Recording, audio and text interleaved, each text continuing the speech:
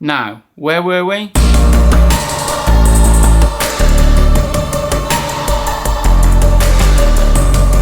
Welcome to By Candlelight, beaming a ton of goth adjacency straight into your brain. You better believe it. So, welcome to part 2 of a mammoth reaction to this 200 album greatest goth album ranking. Thank you so much for all your comments on the last vid. Please do keep your comments rolling in, as long as they're polite and courteous.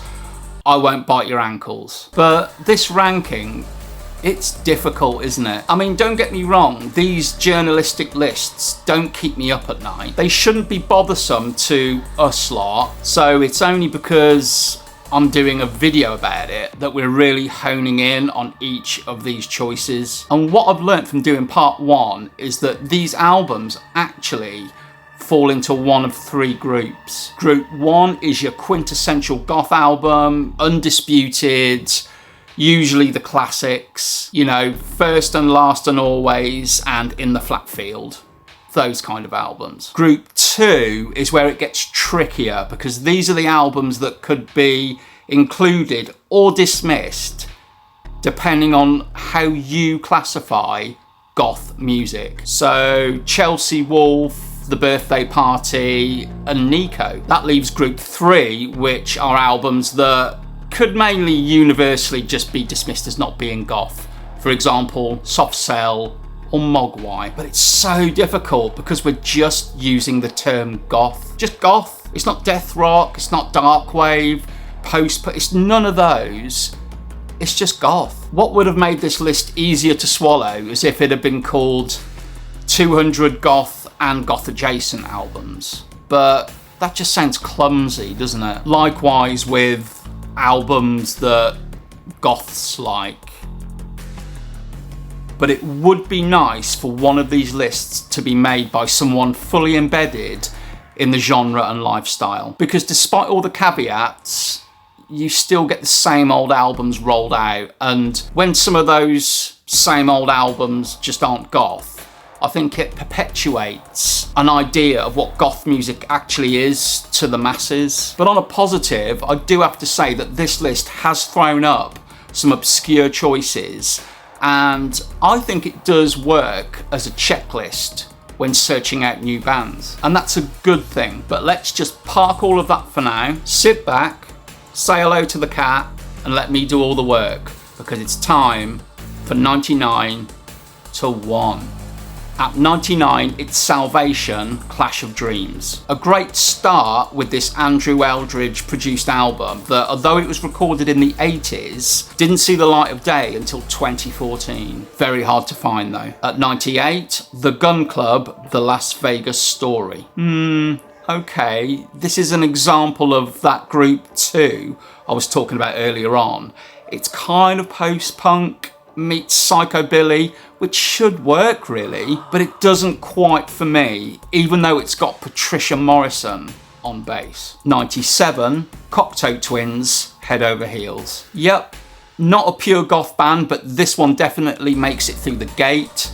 Check out the track In Our Angelhood. 96, The Cure, 17 Seconds. Yeah, desolate, dark, and spidery, whatever that means. 95, Nick Cave and the Bad Seeds, From Her to Eternity. I don't usually see Nick Cave as being pure goth, but this one has some dark and visceral elements. So come on in then if you promise to be good. 94, Christian Death, Only Theatre of Pain. An obvious yes, but why isn't this death rock classic higher? 93, various artists, music from Twin Peaks. Featuring bands such as The Chromatics, ZZ Top and Otis Redding, even Nine Inch Nails can't stop this from being accused of, what the hell are you doing here? 92, Berlin, Pleasure Victim. No! This is early 80s synth pop.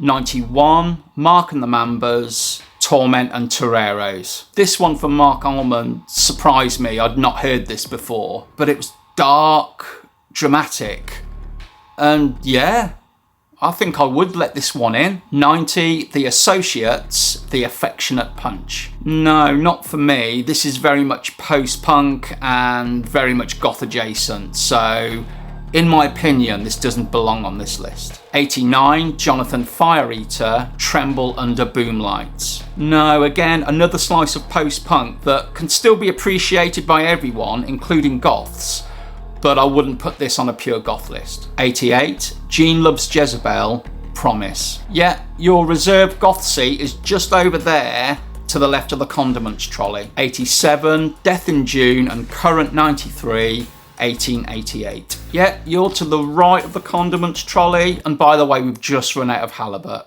86, The Glove, Blue Sunshine. The Cure and the Banshees come together for an acceptable inclusion here. 85, Death in Vegas, The Contino Sessions. Surely you mean Death in June. Surely. Oh, come on. Go over there.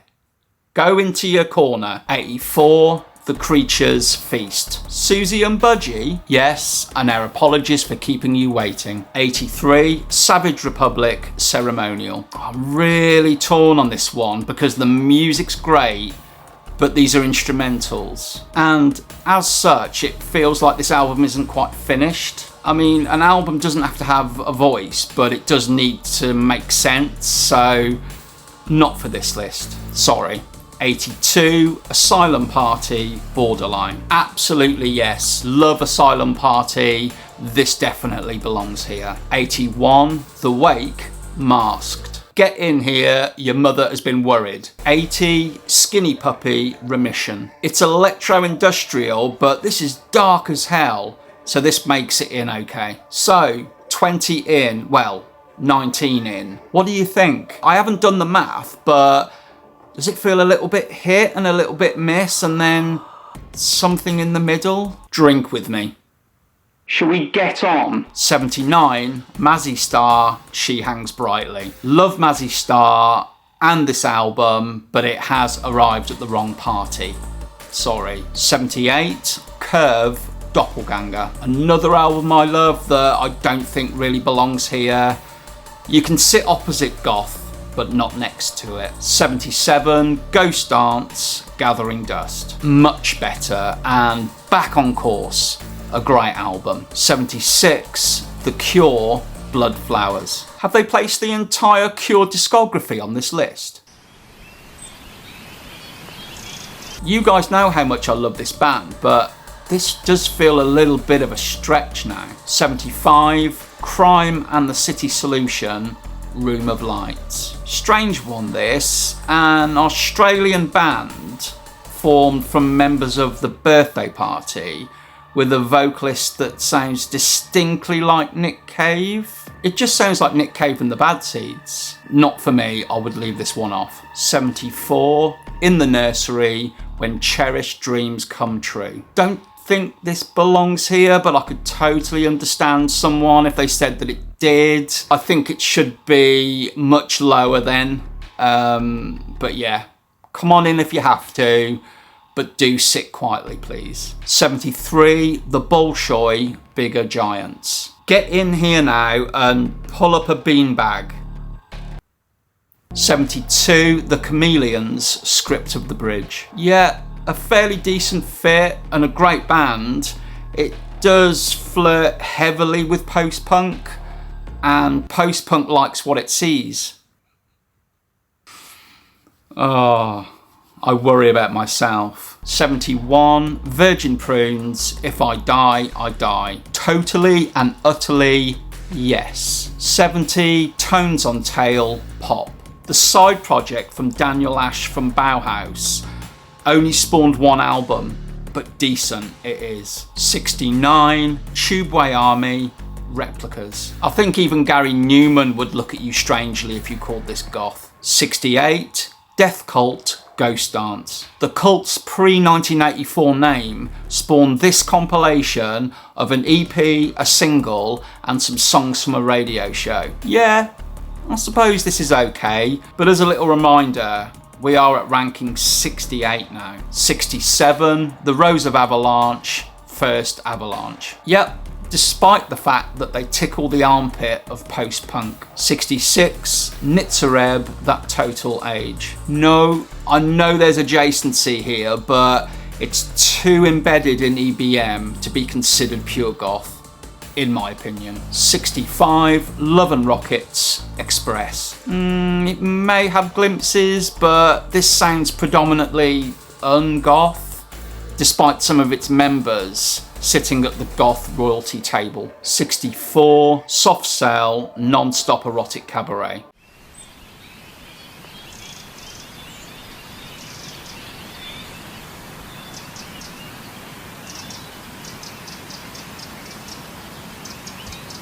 '63, Flesh for Lulu, Big Fun City. As with the other Flesh for Lulu album, this feels decidedly ungoth. 62, Fields of the Nephilim, Dawnraiser. Pretty much essential, although personally I would swap the position of this with Elysium. I just love Elysium so much, but then I would move them both considerably higher anyway. 61, The Cure, Songs of a Lost World. Phenomenal comeback with Robert sounding exactly the same as he always did, but at this position we don't need this. 60, The Cure, The Top. Is this a joke? Is it a joke? It really is number 60. Are you joking me? 59, Lords of the New Church with Lords of the New Church. I wouldn't include this, but I can understand why other people would. It's a bit rock and roll in places. 58, Virgin Prunes, Heresy. A classic band, but not for me, this one. So if it has to be included, I would push it further down the list. 57, Current 93, Imperium. Most definitely. I mean, it's experimental and avant-garde, but things don't come much darker than this. 56, Coil, Horse Rotivator. Not in any way is this goth. Okay, so it's creepily experimental, but just making things spooky doesn't mean that it equals a goth album. Soz. 55, Danielle Dax, Jesus Egg That Wept. Sorry for calling her Daniel in part 1. That's my name and I defaulted. This is very welcome here, I'm pleased to say. 54, Clan of Zymox with Clan of Zymox. Where have you been? We've been worried sick. 53, it's, I'm gonna get this wrong, I'm gonna have to read this. Einschiltz and Neubauten. Is that right? Okay, yeah, so at 53, that band that I just said with Collapse. I know these guys command a lot of respect, but I wouldn't include this here. This aligns more with experimental and noise. 52, the legendary Pink Dots, Curse. Not a great fit on this ranking, especially this high up. Kind of meanders a little bit. I think that their other entry, The Golden Age, better fitted this environment. 51, Alien Sex Fiend, Who's Been Sleeping in My Brain. You know that this is a yeah and totally here to save the day. Okay, so we're about to enter the top 50. This is when it gets ruthless, so if I feel that something doesn't fit, I am going to call it out. To make it into the top 50, it has to be goth. That's the title of the chart. That's what it has to be. Are you ready for the last 50 lengths? To quote a swimming term. Okay, here we go. 50, The Cult, Love. Take a bow, you made it. She Sells Sanctuary might be the obvious choice, but it's an anthem. 49, The Damned, The Black Album. One of my favourite bands, so it hurts me to the core to say that this is a little bit too punkily jaunty for a goth list. Sorry lads. 48, All About Eve with All About Eve. Makes me so happy that this is in the top 50. Some may view this as not goth, but with its sudden left turns and its Wuthering Heights-esque, that's the book, not the song, drama and landscape, this definitely fits. 47, The Birthday Party, Junkyard. I get why this is here, so I just would have positioned it lower down, but fair play. 46, Fields of the Nephilim with the Nephilim. I was worried. I was so worried. But it's here. Does it belong higher? Potentially, but depends what's higher. 45. Dead Can Dance with Dead Can Dance. Before they turned more neoclassical and world, they gave us this wonderful album. Not that the neoclassical and world wasn't very good. 44. The Mission, God's Own Medicine. As with All About Eve, I've never understood why some people don't see this as goth. This one plays like a greatest hits compilation, and it's right up there for me. 43, Skeletal Family, Futile Combat. Now we're on a roll. Totally and utterly essential. Enough said. 42, Specimen, Batastrophe. The Batcave's house band needs no introduction. Okay, this is an EP, but this is pure class. 41, Sex Gang Children, Song and Legend. Utterly chaotic, it has the energy of punk, but it is well embedded within the apple core of goth. So one of your 5 a day. 40, Red Lorry, Yellow Lorry, Talk About the Weather. 100% and an absolute classic. That voice alone just drips pure goth. Maybe get a cloth and wipe it up afterwards. 39, Nine Inch Nails, Pretty Hate Machine. Another all-time favourite band and a stunning debut, but this does fit the genre of industrial rather than goth. Amazing as it is. 38, The Psychedelic Furs with The Psychedelic Furs. Nah, I wouldn't include this one. It doesn't feel dark enough. And I'm not saying that you can't have brass instruments on a goth album, but maybe try really hard not to. 37, Susie and the Banshees, The Scream. It's the law that this album has to be on this list, isn't it? 36, Sad Lovers and Giants with epic garden music. A wonderful album that isn't consistently dark enough for it to be here, in my opinion, especially at position 36, but do check this album out. 35, Killing Joke, Nighttime. Essential. Even though the Come As You Are inspiring 80s does sound like it should belong on an album 6 years earlier. But yeah, this is a must own. 34, Matt Johnson, Burning Blue Soul. Don't know why this is here. This is the vocalist from The.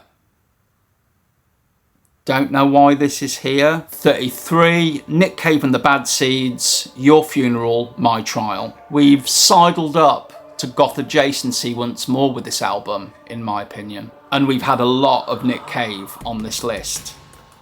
Just saying. 32, Interpol, Turn on the Bright Lights. Definitely not. This is post-punk revival and more alt-rock. Next please. 31, March Violets, Natural History. Absolutely, despite this being a compilation. And I think it's worth it for Snake Dance alone. But hear that vintage drum machine ticking along. 30, Exmel Deutschland, Toxin. As classic as they come. An amazing album. Essential. 29, The Cramps, Smell of Female. This list does make me laugh sometimes. I mean, we're at position 29 with a classic band, and it's a live album that makes the cut. So this is really mystifying. I love this band though.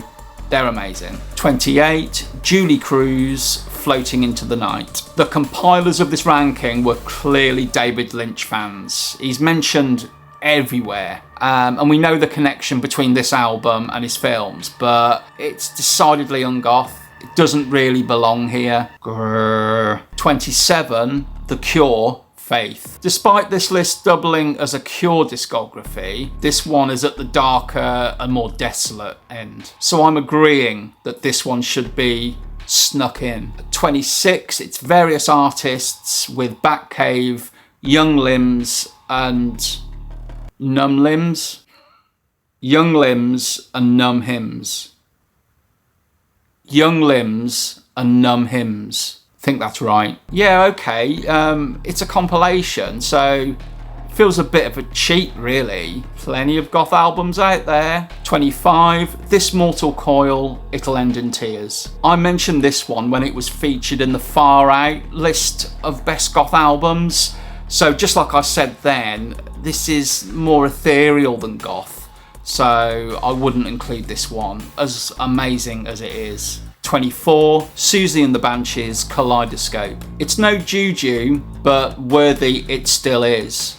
Please do take a bow. At 23, it's Bulgarian state television female choir with, and I need to read this, Le Misery de Void Bulgares.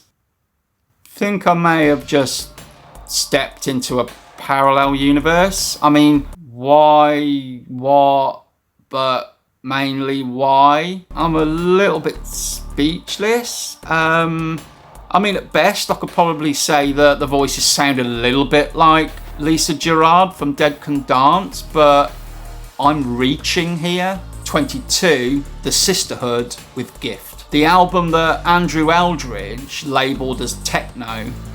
It's not techno, but it is addictively dark. Those otherworldly drums on colours that just trip over themselves are just mesmerising. 21, Echo and the Bunnymen, Porcupine. It has its moments, but it's predominantly post-punk. Nice to see you though. 20, Ministry, Land of Rape and Honey. Nope, industrial metal. Sorry, sounding really gatekeepery today. 19, Cocteau Twins, Garlands. Yeah, I think this should be here. I mean, their earlier albums were more in line with goth. Latterly they weren't, but yeah, in you come. 18, Swans, The Burning World. I do like Swans. I might have chosen a different album, such as The Great Annihilator or White Light from the Mouth of Infinity, but it's Swans. 17, Joy Division, Unknown Pleasures. One of my favourite albums that I wouldn't put on a goth list. Sure, it's dark and it was an influence on many other goth bands, but I think because it's more embedded in post-punk for me, I just wouldn't include it here, and I know that that will split opinion. 16, The Doors with The Doors. Oh, don't be silly. It's a good job I like this album, otherwise there would have been real trouble. 15, PJ Harvey, To Bring You My Love. Nah, this is alt rock, which I need to highlight because we're nearing the top 10 here. Still a phenomenal album though. 14, Nico, The Marble Index. I've got to say, I'd let this one in. I mean, I'd place it lower than 14. I never thought I'd be giving a pass to all these Nico albums, although I think out of all of them, this one is my favourite. 13, The Sisters of Mercy, Floodland. Oh, hello, Dan's favourite Sisters of Mercy album. Where have you been hiding? I know a lot of people prefer First and Last, but not me. I prefer this one. 12, The Velvet Underground with The Velvet Underground and Nico. Oh, look, Velvet Underground, they've got a psychedelic album ranking over there, and they've got chocolate. Go on, go get it. 11, The Jesus and Mary Chain, Psycho Candy. What the hell is going on? Are you serious? 10, Iggy Pop, The Idiot. Someone's having a laugh. 9, Depeche Mode, Black Celebration. My favourite all-time Depeche album is more aligned with synth pop with elements of industrial. It may wave at goth from its tower nearby, but it's not a blood relative. 8, The Cure, Pornography. If I was to choose one Cure album to be featured on this list, it would be this one. In my eyes, The Cure's most goth album. Essential. 7, Nick Cave and the Bad Seeds, Tender Prey. Maybe I'd let this one in, but not at this position. Add a 0 on and I'd consider it. 6, Susie and the Banshees, Juju. An essential goth album and one of Susie's best. Just the 1-2 punch of Spellbound and Into the Light makes this worthwhile. Amazing. 5, Bauhaus, In the Flat Field. So relieved that this is here. This list just would not be complete without this one. 4, Joy Division, closer. Again, I do struggle with Joy Division being on this list, and also I would swap their 2 albums round. I'm more of an Unknown Pleasures fan personally. So yeah, there's no denying their influence, but I just don't see them as a goth band. 3, The Birthday Party, Prayers on Fire. Absolutely not, especially at position 3, nothing more to say. 2, The Sister Mercy, First and Last and Always. Although not my favourite Sisters album, I totally respect that this is here. A classic, and it features members that would eventually go on to form The Mission. And at number 1, dun dun dun, it's The Cure with Disintegration. I knew it. I just knew it. I know that this album is loved by a lot of people, but has this been placed at number 1 because there's an external expectation for it to be at that position? Or does the compiler genuinely believe that this is the number 1 goth album? We'll never know. I've got to say that I don't dislike this album at all. It was Eliza and I's number 3 Cure album when we did our ranking. But yeah, totally expected this one to be at number 1. So that's my take on the top 200 greatest goth albums. I think my final thoughts would be some great choices, and I would say this list really functions as a great checklist for a bunch of bands that you may not have checked out before. But on the negative side, I do feel that if you can't make a 200 strong list of consistent goth albums, then don't make the list, or cut it down to 100. Don't fill it with The Cure and Nick Cave and hope that people don't notice those other albums that don't feel particularly goth. Also, one viewer raised a really good point after part 1. Where are all the new bands? Why do they have to be predominantly vintage to be considered great albums? Where are the Soft Moons, the Boy Harshers, Rose Garden Funeral Party? I could go on. So therefore, I think it would be refreshing for someone embedded in the subculture to do one of these lists. Someone who could put a list of albums together where the only criticism would be which particular album from an artist is on there and where it's positioned. But at the end of the day, this is all just opinion. It's my opinion, this was Uncut's opinion, and we can argue about it until we're blue in the face, but it is what it is, and I don't think we should take these lists to heart. So on that note, do you think they got it right? Did they miss anything out? Thank you for staying with me and for holding my hand during this mammoth reaction video. And please do keep those comments rolling in. Until next time, see you later.